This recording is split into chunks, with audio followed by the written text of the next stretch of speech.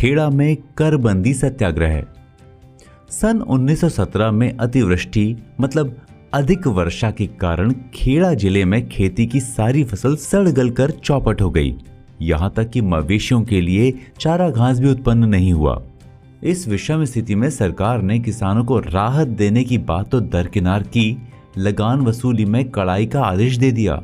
अधिकारियों की ज्यादती के खिलाफ गुजरात सभा ने कलेक्टर और कमिश्नर आदि से लिखा पढ़ी की, परंतु कोई सुनवाई नहीं हुई। अंत में गांव-गांव में सार्वजनिक सभाएं कर सरकारी निर्णय के प्रति विरोध प्रकट किया जाने लगा। गांधी जी इन दिनों चंपारण में थे, जहां उन्हें इन सभाओं की कार्यवाही और अधिकारियों के व्यवहार वर्ताव की पूरी जानकारी भेजी जाती रही। आखिरकार सरकार के अत्याचार बढ़ते ही गए और करबंदी सत्याग्रह करने के संबंध में विचार किया जाने लगा।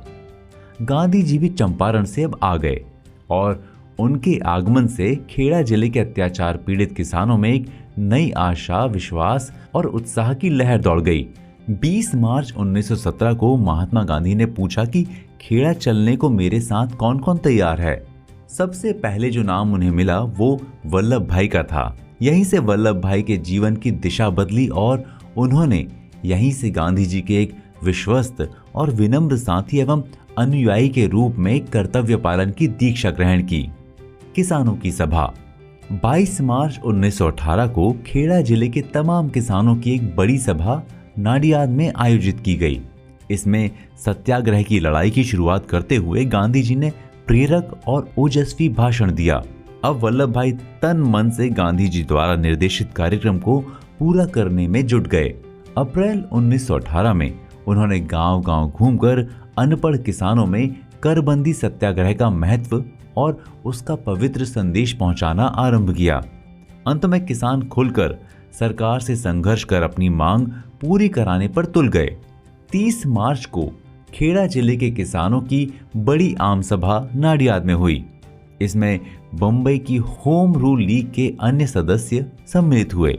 सभा में सभापति पद से वल्लभ भाई ने जो भाषण दिया, उनसे उनके सधे पर तीखे वाक्य प्रहारों का तो पता चलता ही है। साथ ही सरकार से साफ बात कहने और उसे सबक सिखाने में वो कितने सक्षम थे, ये भी ज्ञात होता है। अतः उनके इस भाषण का कुछ अंश यहाँ उन्हीं के शब्दों में पेश करना सही होगा।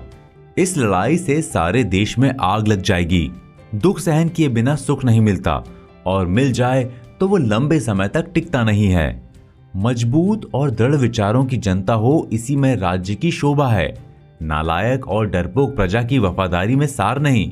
निडर और स्वाभिमान की रक्षा करने वाली वफादार प्रजा ही सरकार को शोभा देती है। गांधी जी का निश्चिंत होना।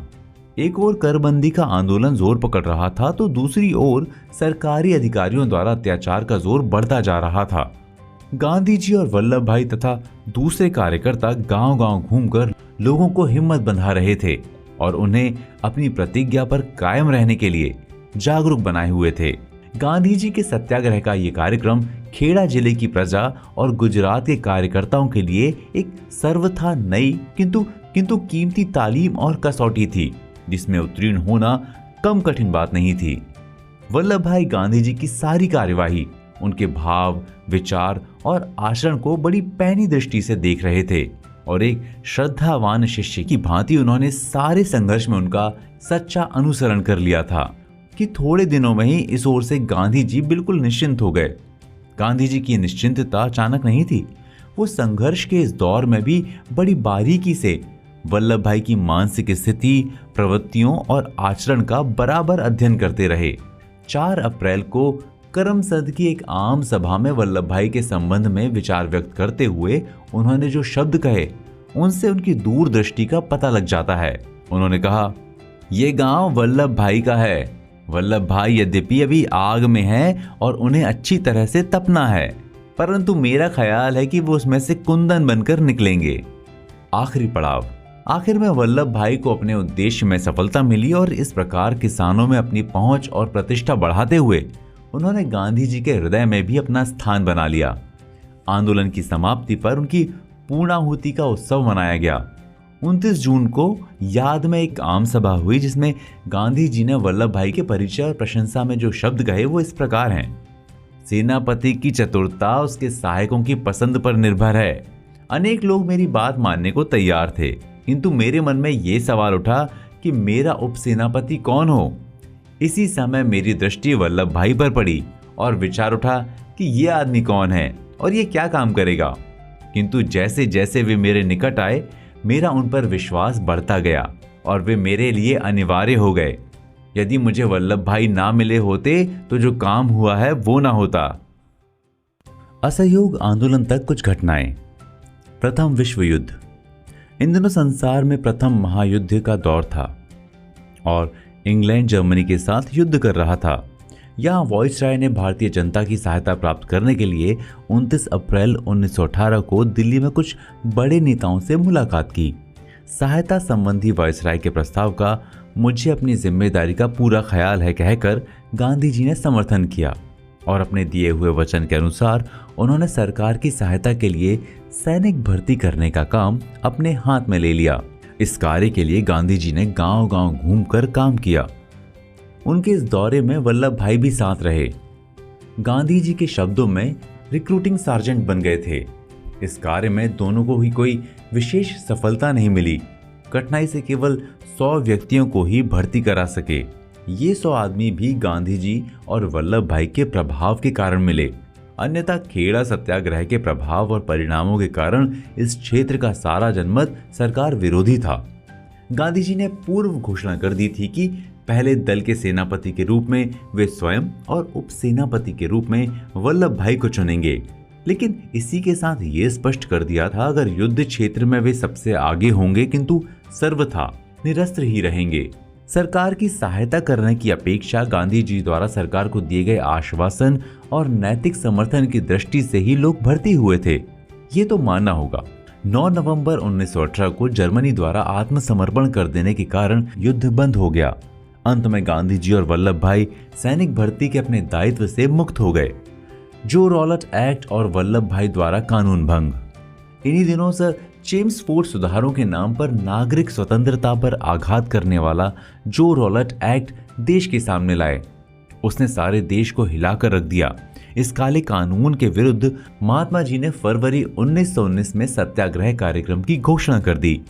गांधी जी के आह्वान पर सारे देश में एक तूफान सा उठ खड़ा हुआ। मुंबई, कोलकाता, दिल्ली आदि में भारी हड़ताल हुई। 6 अप्रैल 1919 को अहमदाबाद में भी भारी हड़ताल हुई और वल्लभ भाई के नेतृत्व में एक विशाल जुलूस निकाला गया जो अहमदाबाद के इतिहास में अभूतपूर्व व अद्वितीय था। इसके बाद आम सभा हुई और सभा समाप्ति के बाद वल्लभ भाई ने सरकार द्वारा जब्त पुस्तकों को स्वयं को बेचकर कानून भंग किया। 7 अप्रैल से सरकार की अनुमति लिए बिना, जो प्रेस एक्ट के अनुसार आवश्यक थी, वल्लभ भाई ने सत्याग्रह पत्रिका निकाली। पत्रिका का सारा कार्य अपने घर पर ही करते थे। गांधी जी की गिरफ्तारी का आक्रोश और वल्लभ भाई के वकालत जीवन का आखिरी मुकदमा। इसी बीच दिल्ली में भीषण दंगा हो गया था, जिसके कारण महात्मा जी दिल्ली जा रहे थे। उन्हें रास्ते में ही गिरफ्तार कर लिया गया। इससे जनता भड़क उठी और देश के अन्य भागों में भी दंगे होने लगे। अहमदाबाद में भी ये आग भड़की और 10 अप्रैल को भारी दंगा हो गया। यहाँ पुलिस थानों, कुछ सरकारी इमारतों आदि को जलाने के प्रयत्न भी किए गए। परिणाम स्वरूप अन्य स्थानों के समान अहमदाबाद में भी मार्शल लॉ लागू कर दिया गया। उधर वल्लभ भाई के मकान पर पुलिस का सख्त पहरा बिठा दिया गया था, जिसके कारण उन्हें अन्य असुविधाओं और कठिनाइयों के बीच से गुजरना पड़ा, किंतु वे बड़ी शांति से परिस्थिति का डटकर मुकाबला करते रहे। इसी दंगे के दौर में नाडियाद इलाके में रेल लाइन भी उखाड़ी गई थी, जिसके आरोप में कुछ निरपराध व्यक्तियों को पकड़ा गया था।